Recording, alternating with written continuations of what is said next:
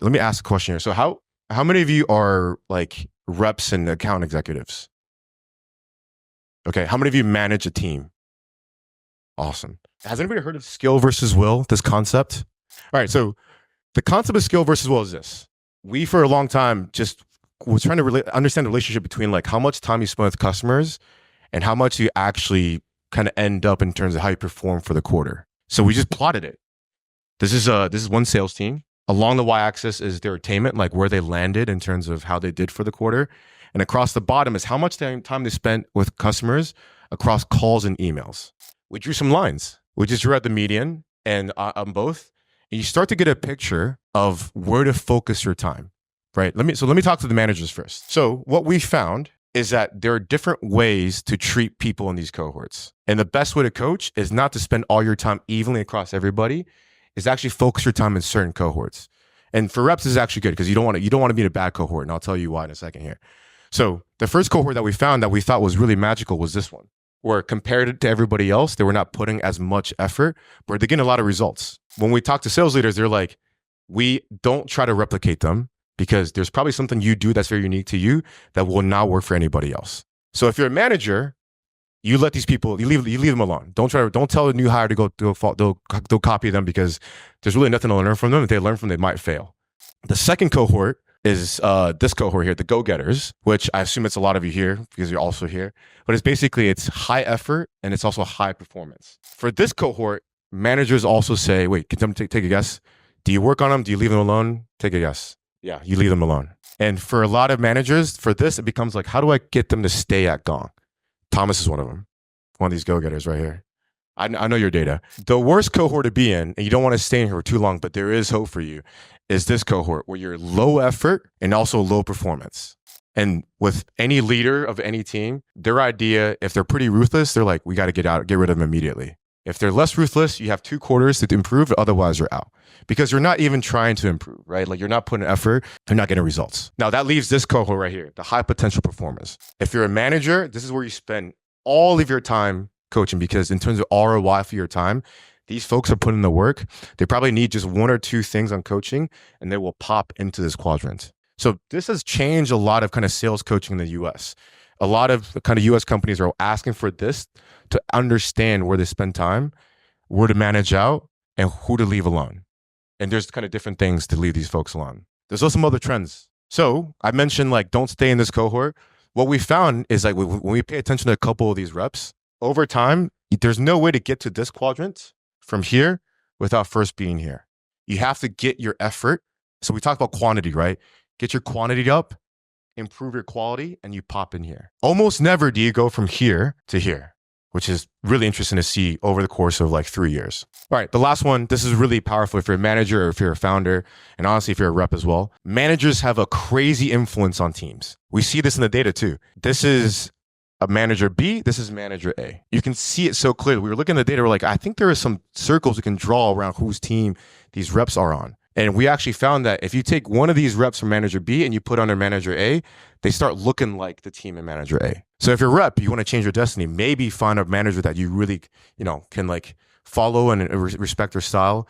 If you're a leader and you're trying to improve some teams, you can start seeing these trends and maybe you kind of change your team and kind of reallocate reps based on what they need. So takeaway, observe for momentum. But the momentum I was talking about is if you're a manager or leader, your senior reps go from like bottom left to bottom right. Ooh, invest in those people. They're putting in work. They just need a little bit of coaching and they're going to pop right to the top. This is a really important one. This is hard for people to do because people generally want to spend time with their worst people and their best people. That's just a common human nature thing. Spend it unevenly. Find the ones who are at bottom, kind of like that quadrant where they're spending a lot of effort. They're not quite getting there, but spend all your time with them. That's the most high value coaching you can do. Okay, so let's talk about, there's coaching unevenly in terms of like who you coach, but there's also coaching unevenly in like when you coach on calls. So this is really interesting. Across the middle there, we have a full deal cycle, right? And it goes from discovery, generally the first call, to like the last call, right? And what we found when we looked at Gong data was really fascinating. The top managers, they coach on calls via Gong early in the deal, which means they're listening to calls, they're commenting on calls. They are not joining the calls. As the deal progresses later in the deal, they actually join the conversation, they actually sell with the reps. So This is actually a good line for probability, right? When a deal is here, it's less likely to close. When it's here, it's more likely to close. You kind of like, you want to invest all your time because this takes a lot of effort. You want to invest effort when things are more likely. The managers here, they do a really good job of actually spreading their influence across a bunch of different deals by saying, I'm not going to join calls, but I will coach on all the discovery calls. So I'm influencing actually more calls at the same time. As there's less deals go through the to this stage, they actually join it to actually bulletproof the win rate for these deals. And low performing managers that we saw actually flip it. They don't have a lot of trust. They want to influence calls really early. So they join the reps on a discovery call, but you end up hurting them because they don't know how to sell a loan on a discovery call now. And they actually, because they're so bogged down with those early stage calls, they can't join the calls later to actually help those deals close. So it's a huge learning that also changed the way we kind of manage deals at Gong. Everybody follows this format. If you see early stage calls, it's peppered with comments and listens and all these things. And then you see a lot of managers join their reps. I'm like, okay, who do I talk to actually get this deal closed? And it follows a line of probability, right? Low probability, high probability. Okay, the last one here. I like talking about this just because it's a hard lesson learned at Gong. Quick story. Before 2021, at Gong, we only sold single year contracts, 1 year deals. Much easier to sell, right? After COVID, that was a disaster because if you're up for renewal at a time when the economy is bad, you get chopped. And then when we looked at other companies, they had multi-year deals so they could ride out the pandemic, ride out all the stuff that's, that bad came out of the pandemic, where you're in better times and then the renewal becomes easier. So as a company, we were like, how do we get better at selling multi-year deals? That was like the big thing.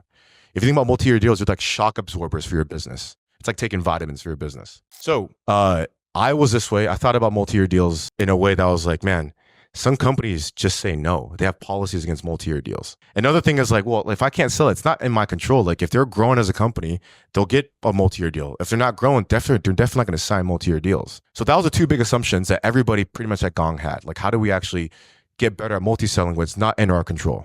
Well, we did the analysis. We actually analyzed a bunch of multi-year deals.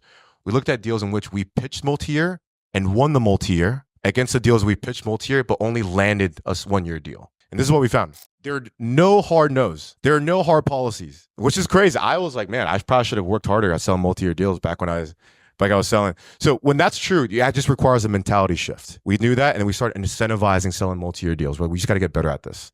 So once you let them know there's no hard no's, they're like, okay, just go, work harder at it. The second one that was really true, I think most people present multi-year as part of a discount, right? Like if you want a discount, then you get a 2-year contract, 3-year contract, you buy more of what we sell, etc. Right? What we found is when you present it that way, it never works. What it needs to be done is to be positioned as a solve for their problems. And what that requires, it actually goes back to the discovery thing.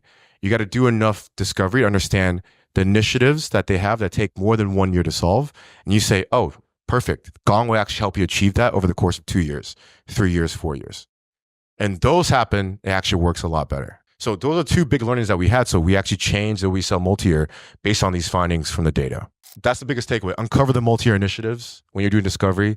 Everything kind of ties together, right? If you're taking the lead, if you're doing enough discovery, you're understanding what is important to them, you'll naturally find this. And one little tip I'll give you, if your company has been around long enough, what we also found, the guys who are really good at selling these, you're really good at finding second-time buyers. So basically someone that used the product at another company, or they bought the same tool before, and they become your champions that actually sell these multi-year deals. I'm going to give you a bonus. One more bonus. I know it's so hot in here. We're going to get through this. What we've learned is really important. And it's one of my favorite things to talk about, which is we looked at calls that went from discovery to the next stage. So basically successful discovery conversations.